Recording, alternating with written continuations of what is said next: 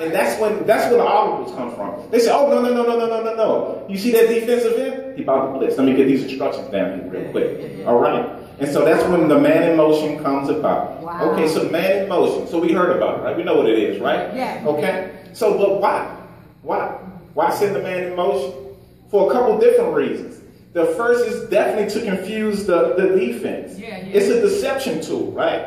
It helps the alignment sometimes make adjustables or audibles and motions the defense to give it a different look because the defense is reading you. Lucifer's reading you every day. He's reading you, he's reading you, he's reading God too. Okay? We're gonna tap into a little bit of history of who Lucifer think he is. All right. Okay? All right, so a man in motion also attempts to create mismatches. Mismatches how, right? So let's get a bigger player on a smaller player, right? Let's run a 260-pound running back up the side of a 50-pound wide receiver and see how he does with that, right? You're going to get ran over, okay? So now the game begins. So now we have God. We got Yahweh, the breasty one. El Elyon, the high and most lifted up. Come on. Right. Satan, the light bearer. He was the most beautiful, born perfect in creation, covered with every stone. He was perfect in wisdom. Okay, and now we got the fall in the garden. Oh my goodness, right? So we got the fall. We done fell into sin, y'all. What we gonna do? Oh my. We done lost it, right? For the most part, we lost it, right? We losing, right? But God in his infamous wisdom said this: Jesus. He sends Jesus in motion, right? He sent him into motion. He said, Father, prepare me a body, and I will go down and redeem them. I will restore them to their glory. Okay?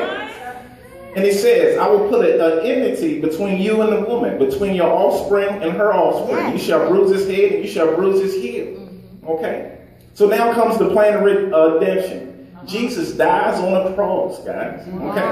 So that, again, and he said, we got him now. We got him now. We didn't, God's son that came down here, we didn't put his self up on that cross. I was about to say something else. He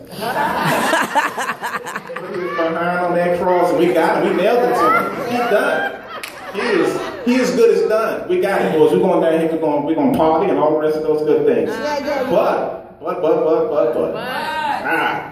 Then comes this. Now Jesus now is raised from the dead. He was the first to be resurrected from the dead. Yes. Man in motion. Man in what? He then descended to the lower parts of the earth and stole back the kingdoms. And for it says, do not be afraid. I'm the first, the last. I'm the living one. I was dead, and behold, I'm alive forevermore. And I have the keys of death and of Hades.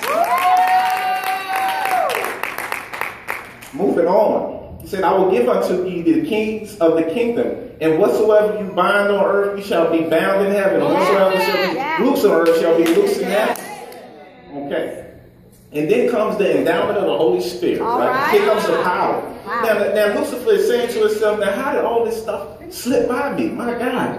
How did this stuff slip by me? I thought we nailed them, but still God had a man in motion. He had another plan. And that was to bring the Holy Spirit into you. And the mystery that was spoken of long before, which is Christ in you, the hope of glory.